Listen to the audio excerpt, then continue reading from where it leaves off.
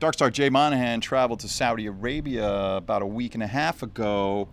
Not widely reported, but what in the heck is he doing there? Well, he didn't go to negotiate anything. I can't bend my mind enough to believe that. We think he was there because the deal is close to being done, or done, really, in principle, and he's meeting operators. He's meeting the key guys that are going to be at Newco as part of the PIF, in addition to other people that will be there for the PGA Tour.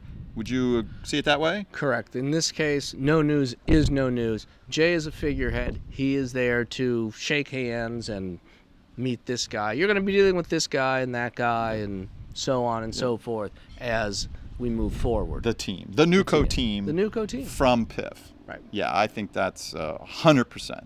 In this case, there's two scenarios. One, no news is really bad news because nobody's commenting and there's a major hang-up in the deal.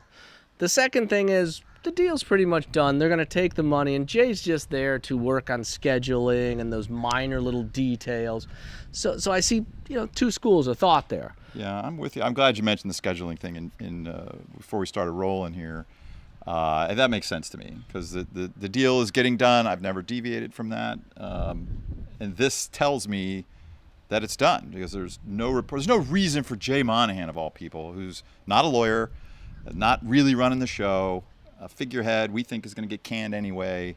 You don't send him over if you're the board of directors for the PGA Tour to do anything. Yeah, so it's a done deal, but scheduling makes some sense. Well, and as we've talked about, now Jay is sort of going to be the fall guy for these second-tier players, the players that aren't in those signature events. We just had the Farmers last weekend, and nobody watched. There was nobody. I think Tony Finau was the only real name in the top 20. So Jay is there to be that figurehead that we've discussed on multiple occasions, and eventually to take the heat when they actually decide, hey, here's how things are going to work, and the minor players, you are all now just part of one minor league, and Jay's retiring or whatever. Yeah, exactly. What was interesting too about Jay, and then we got to get back to actually what we think's going on.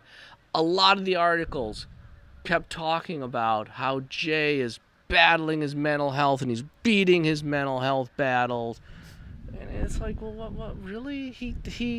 They were deciding whether to can him or not. He took a leave. He had flu-like symptoms, right?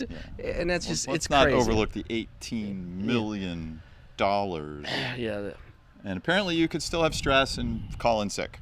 Yeah. Nope, I can't handle it. I need a break. So he's making more money than 99.9% of the guys actually out there playing golf. He's making more money than most CEOs of decent-sized companies. Yeah, that's true. Let's get real here. At this stage. But he's so talented. So talented. We're probably not going to be invited over to the Monahans. We're probably dinner. It's probably not going to happen. I won't. And they probably live in a nice house. I'm not going to get a Christmas card either. I wonder if it's. I also think that we talked that Jay is going over there to Saudi for optics. Makes sense, right? There's a counterpoint to that, which is there's no real reporting on this story at all. Right. So nobody was talking about it, which sort of puts water on the optics piece of it. But it would be reasonable if I were Jay's advisor. Boy, I'd be busy if I were. No, don't say that. Oh, God, no, don't say that. Here, say this. Jay, it's probably going to get out, or it certainly could. So the story's going to leak somehow. Who knows how, but, and we have to be ready for that if you're trying to keep it quiet. And that would be one interesting angle, or we want it to get out. Now, I'll ask you, which one of those, it's got to be one or the other. We want it to leak. There's three possibilities. We announce it, which we didn't. Right. We want it to leak, or we really don't want it to leak, but it might. But which one of those do you think is the most probable? Think because they've, and the PGA Tour in general has always done an outstanding job, certainly better than any other league, controlling what leaks, what gets out, controlling their players that get on suspension. You really don't know. So I think there's going to be a controlled leak so they can continue to control the narrative. So they leaked it on purpose. Yeah, where you're headed. Right. They leaked it on purpose. They like controlling the narrative. They don't give any details, so you get headlines, you get speculation, without any detriment. Yeah, I'll go with that. I think it's a coin toss in this case. It could have been leaked on purpose. I could also see keeping it quiet, but I lean towards leaking on purpose because why are you sending Jay unless it's strictly for scheduling and he's going to go over there and hammer out one last thing, which of course you could do by phone. Yeah. Not hard to do that. So why do I need to be in your presence, people? And I also reject that it's a meeting with Yassir al-Rumayyan exclusively. Not exclusively, primarily. I don't think that. I don't think that. I don't think Yassir needs to meet with Jay for really, other than, being cordial. Yeah. So because Yassir would think little of Jay Monahan. I mean, you look at Jay and you're like, oh no, I don't need to sit down with that guy. No, when you look at where he's at, his position, his stage, he is potentially, it's an introduction to these are the people you're going to be dealing with as we put the deals together in the schedule. So-and-so and you are going to be tight. You will have lots of lunches, and we will figure out scheduling and things like that. And there is another little wrinkle, which is almost not worth mentioning, but it is an Olympic year. They couldn't do much. They had to work also around the Olympics. So every 4 years they're going to have another little monkey in the wrench there, as they say. Let's stick on the scheduling aspect of it because, and I say he's not there to meet with Yassir al-Rumayyan primarily. Right. Of course he will. Of course they'll have coffee. Literally, probably, and it'd be a half hour, and that's that. Maybe an hour, because it came all the way to Saudi. But nothing substantial substantive will be discussed. Right. So why would he need to go? Meet the people. Yeah. Meet the team, because I'm not going to fly them. They're working. They're busy. I'm not going to fly all my team to London or New York or Ponte Vedra to meet you. We're headed. First of all, LIV is starting their season this week. PGA Tour's in season, so we're all busy. Now, Greg and his team, you don't need to be with them. So this would be people that are going to be part of NUCO, right? I would assume. There's the head of operations. Here's this guy. There's that person, and there's probably 5 of them maybe that are going to be officers at NUCO, where Yassir is going to be chairman, but not running anything day to day. That's not his job, nor does he want that job. He's busy and investing $700 billion. So that, to me, makes a lot of sense. So I'm going there, audience. I am saying that Jay Monahan went there to meet operatives that are going to be at NUCO, which just says the deal is close to being signed. Right. There were no actual deal-making things discussed. It was an operational meeting because that's all Jay's really going to deal with is operation if he hangs around. It could have just been a meeting also of, hey, when they fire me, here's who's going to be left that you're going to co-manage NUCO with. Mm-hmm. And try to keep things running smoothly. You got to keep this section of players happy. You got to keep that section of players happy. We need to schedule around LIV events and schedule around signature. And now, who's going to talk to the majors for the two of us? Those type of things. Other than that, there's no news. It's, exactly. There's one other wrinkle we'll cover. Then we can sort of end this topic for today, at least. And that is, there's been nothing on the Strategic Sports Group either.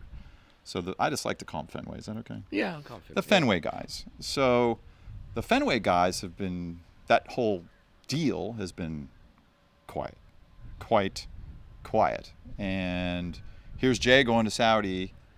Where are we with Fenway? Is there no news, good news? What's going on there, do you think? Well, that's what I get. That's my only concern. Is that since nobody's talking, do we have some type of sticking point that's going to run through this entire season? Because, as you said, they're not going to turn down $2-3 billion. They don't want to. They can't. They can't. Right. By the same token, the deal is nowhere near what they were thinking June 6th. And I think that's the only thing about the media is that's the only reason they keep bringing up June 6th. Is I think there were some bullet points that they keep bringing up which are going to have to be made into pinpoints. Well, we'll do a post-deal. We'll do a few shows on that after the deal is inked of what happened between June 6th and the deal being done so much with presumably a delay. Although I think we said, I hope we did, I'm pretty sure we did back in the summer, to get it done by December 31st was going to be a challenge. I thought they would do it. I don't want to back up and change my analysis from then, but it's not a crazy idea that it just took longer because there was some sticking points. Now, I think Tiger coming onto the board, I think the player rank and file became a problem, a sticking point. Absolutely. And that's always been the problem. We talked about it a million times. So we won't do it now. So I'll finish this topic by saying that the no news from Fenway is positive news if you want Fenway involved. And I think PIF does. The more the merrier, junior investors. And this is the deal making that they're after. They already got it started. We've said that in a previous show. So all good from Yassir al-Rumayyan's point of view. And that we're really close. I think we're really close with him going over there. The most probable reason would be to meet operatives face-to-face, have a couple of dinners, do the social stuff that, start to build a relationship, and you can't do that over a phone.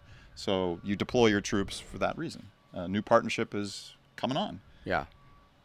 Yeah, and there has to be some things that aren't written down that need to happen, and that's why you do need to be social in those situations at times. You got to know who you're dealing with. Right. Yeah. And, it would be nice to figure out a schedule where the guys get the time off. It's ironic that guys like Rory said 26, now he's down to 22 times he only wants to play a year. And I think that's a more feasible schedule if you have all the big names together 15 to 20 times a year. That's the critical aspect. It's a much better sport. It's a much better sport. Better product. 100%. As I said, the Farmers, to me, was unwatchable. I literally did turn it on a few times and shut it off. It's just... it's the Super Tour and the Minor League Tour. There's only that, and it's going to be funny. If it comes together the way most people are speculating, that there's the Super Tour for the top 50, 60, whatever, in the world, regardless of base tour, fine. Then you have the two base tours. You got LIV, you got the PGA Tour. That in that world, if that actually comes to pass, I think that's very likely. Yeah. Extreme, maybe definitely going to happen. But I think LIV is clearly the second best product. I mean, it's Without certainly question. better than the minor league PGA It's the best. Tour. It's the best product to watch. But where all the talent is. Yeah. And as we stand here today, we are expecting Tyrrell Hatton to be joining John Rahm's team. That's sort of been widely reported by people that speculate on such things. I think we had Tyrrell in our original group with Fleetwood like 2 years ago, and then he didn't come. But I think he's a good fit. Would you agree with that? We'll see. I think he's a very good fit, and he's a personality. Yeah. And once again, he's another personality who's joined the personality he's going to be tour. free. We'll do a show on Tyrrell because I've always liked him. Yeah. He's sort of a Poulter guy. I think they're friends. Be interesting to know if Hatton had cars or if he was a car guy or. Yeah. He seems to be pretty friendly with Rob. So we'll do a show on Tyrrell, but I think that's a very good addition to LIV. Really Great addition. He's like I said, agree great with that. personality. Love him, and a love him, hate him guy that you get both sides of the aisle. I know what I wanted to say, but I'll say that for today at least. I think, early prediction, Tyrrell Hatton will be even more freed up to say what he wants to say. And that'll be colorful. And that's great. I think the personality tour, as you coined for LIV, great job on that. That's true. Let's keep it going. We want a personality tour. We don't want these vanilla guys. And Tyrrell Hatton is definitely going to speak his mind over that. I hope they encourage him too, and I don't see why they wouldn't. Yeah. That could be really fun to watch. Get him and Patrick Reed in a room. That'd be really fun. That would be could fun. be really fun. I mean, we're all making money. This is great. Let's have some fun, that kind of thing. The sad thing is when we look at this it's shaping up exactly what we talked about, 2 years ago? 2 years almost to the day. That we had talked about 2 years ago of how this is going to ultimately work out. It was an easy target. Story for another day. Yeah, that's true. PGA Tour was an easy target for somebody who wanted it because nobody wants it. It's a dog. It doesn't make money.